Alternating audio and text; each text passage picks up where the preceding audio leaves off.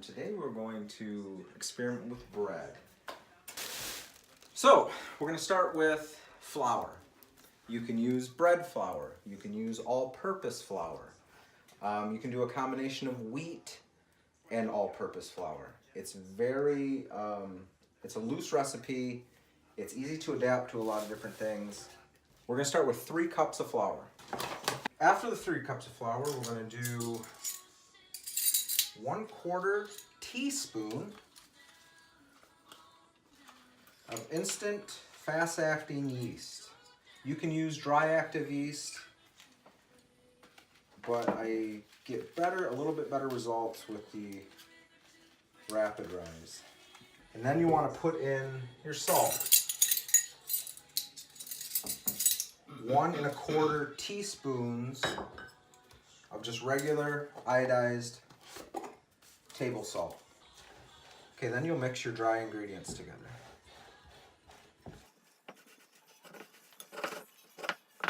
Okay, at this point you can decide what's your flavor profile, what you like to add, spices, herbs, seasonings, cheeses, fruits, whatever.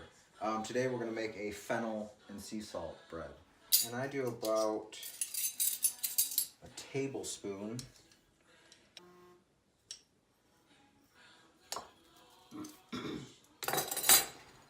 You can do rosemary, thyme, Asiago cheese, olive bread.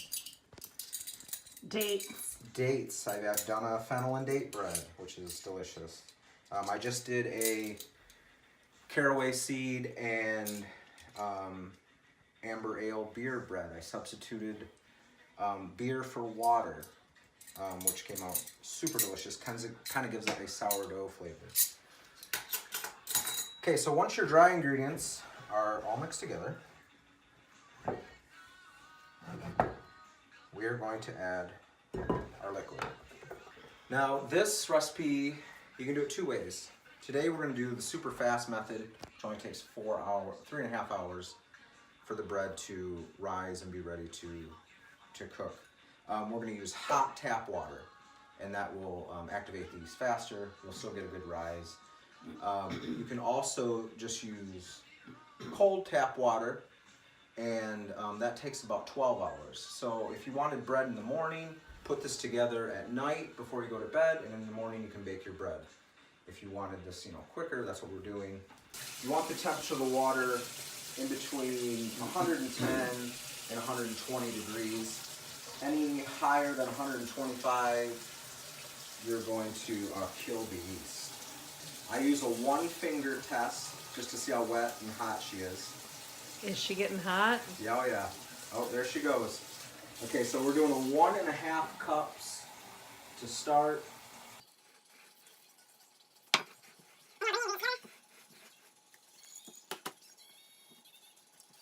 And this is what they call a shaggy dough. Shaggy? It's wet. Kind of looks like a wet lamb's wool.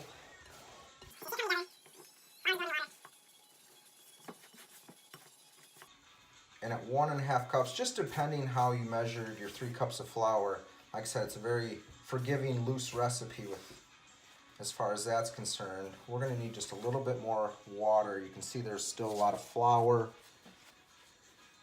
in the bottom of the bowl. So we're going to just get a little bit more hot tap water.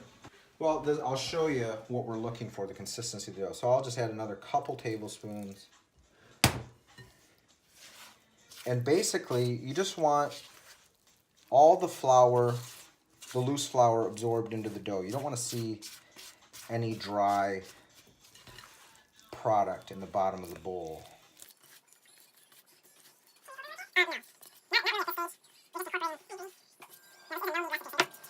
You just want to get it to the point, though, where you don't see any dry flour.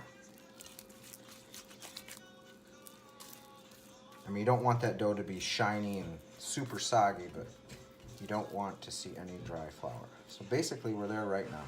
Oh my God, as it comes out. Okay, so once your flour Am I using foil over You can use plastic. I don't Okay. use saran wrap in the house. I don't believe in plastic wrap. You can use plastic wrap. Basically, at this point, you want to just seal it off. You want to seal the bowl off. Give a tight seal on it. Okay, so once it's sealed off, that is basically it. You'll set it to the side, cover it, just at room temperature. You don't want it sitting in the sun. You don't need to set it in a hot spot. 70 degrees, totally fine. And that is going to sit for 3.5 hours. 3.5 hours later, you have your dough. It is doubled in size, and there are little bubbles. You can see the top of the dough, there's like little bubbles or little holes formed, and that is a good sign that your dough is ready for the next stage. Now I like to use a sheet of parchment paper, and you will flour your work surface.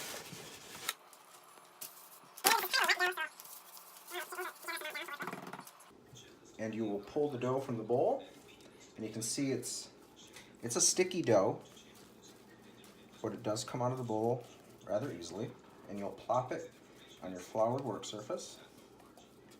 And now normally, for normal bread at this stage, you would be kneading it.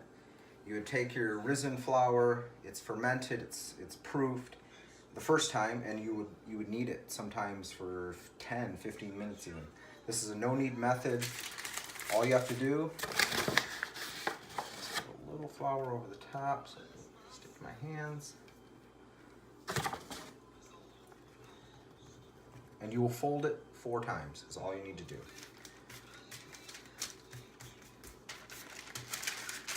End to end, side to side.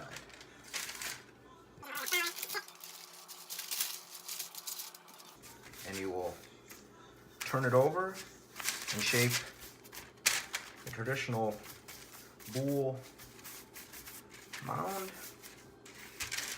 So you folded it 4 times, flipped it over, and now you will cover it with the bowl. And that will rest for 30 minutes while your oven preheats. You want to set your oven to 450 degrees. And you will place a covered vessel in the oven as it preheats. You want to get also this vessel to 450 degrees. You can use a cast iron Dutch oven. This is an aluminum roasting pan. You can use glassware, whatever fits the size of the dough ball that you're making into the vessel. You can also elongate that dough and make a longer loaf. You'll just need a oval roaster. You want at least a 3-quart vessel. This is probably, I would say at least 6, yeah. Which is fine, totally fine.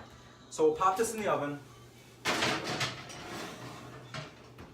As it preheats to 450, my oven takes about 30 minutes. Most ovens take about 25 to 35 minutes to get to 450. So that's a perfect time to let the dough rest for 30 minutes, and then the magic will happen. So the oven is now preheated to 450 degrees. We have our cooking vessel with the lid on in the oven.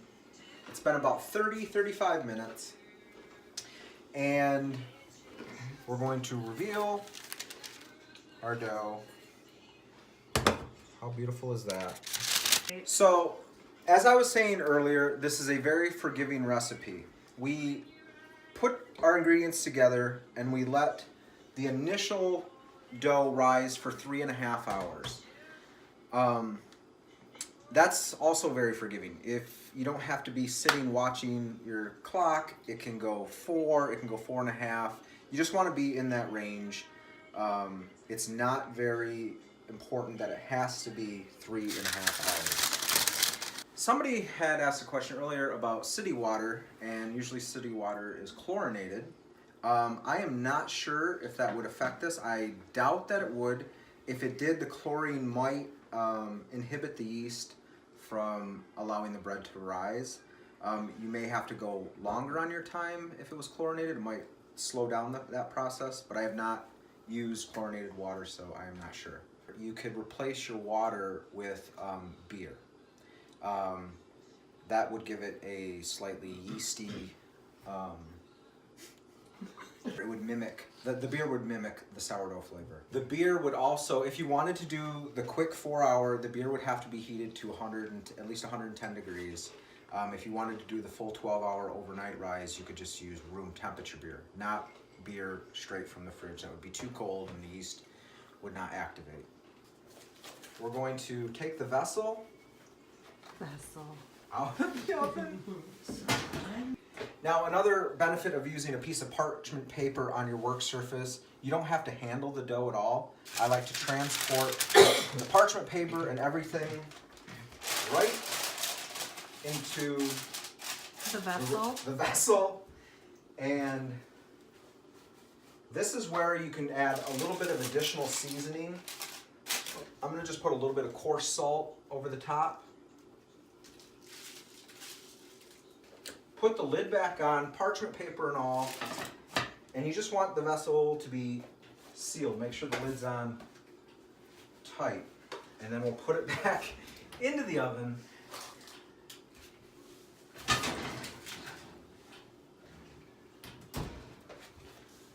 for 35 minutes.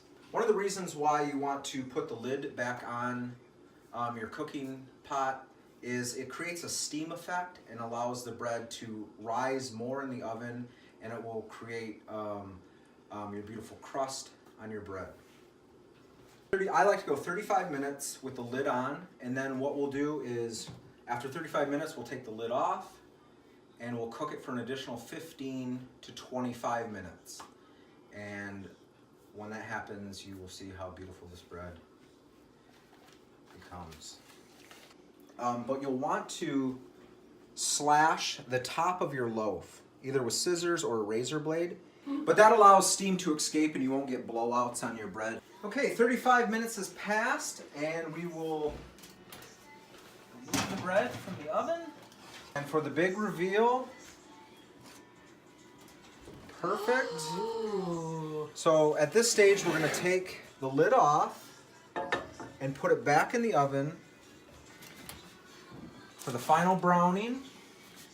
And at this point, let's just say you can brush a little olive oil over the top at this stage if you want. It gives it kind of like a nice sheen. You don't have to. If you go without the olive oil, it's beautifully brown, but it just doesn't have that store-bought shine to it. So 20 minutes has passed with the lid removed. We're going to check it.